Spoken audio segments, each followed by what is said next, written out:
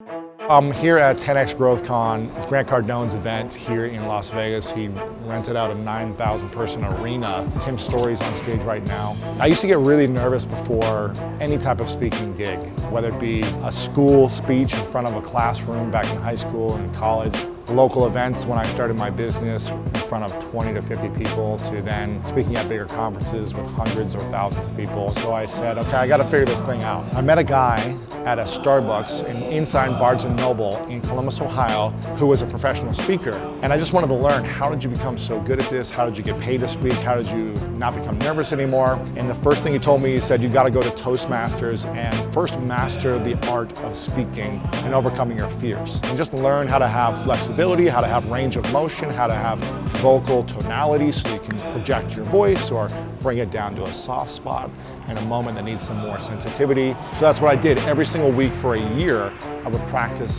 in front of a room of about 25 people that were giving me supportive feedback, and we were all learning to become better speakers. But when I would go out on stage after a year of that, I was still getting nervous. I would get nervous on bigger stage. I would get nervous in front of new audiences or with new material. So I said, okay, I need to be very prepared for my speech. I need to know my material when I get on stage. So the second thing was become overly prepared. Know your material in and out. So you're not completely reliant on notes or forgetting something.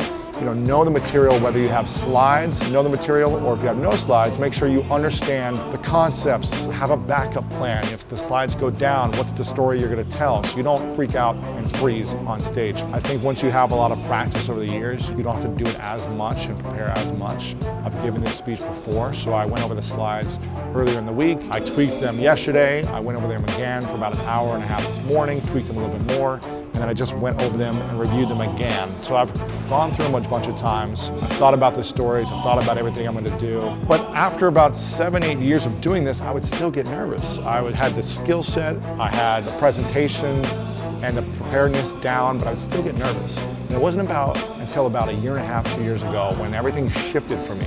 I realized the reason I was nervous because I was worried of what people thought about me.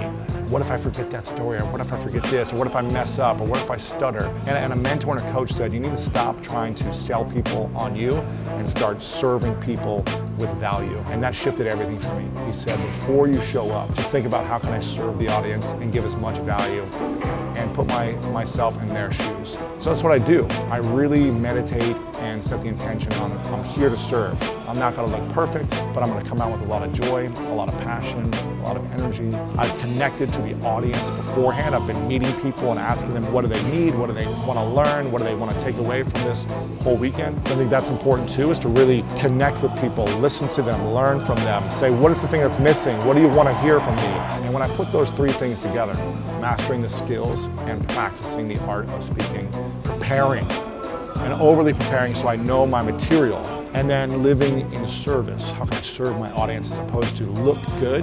But when you do those things, it's hard to fail on stage. So make sure that you're setting yourself up to win. If you want to be a speaker, if you want to speak at big events, make sure you set yourself up to win and practice. Practice a lot. You may still be nervous. Even if you do all of those things, you may still be nervous, but go out there with a big heart and not worrying about what you look like. That's how I do it, that's how I speak, and I continue to prepare that way because I think it's the only way that I'm not going to be living in fear when I go on a big stage like this.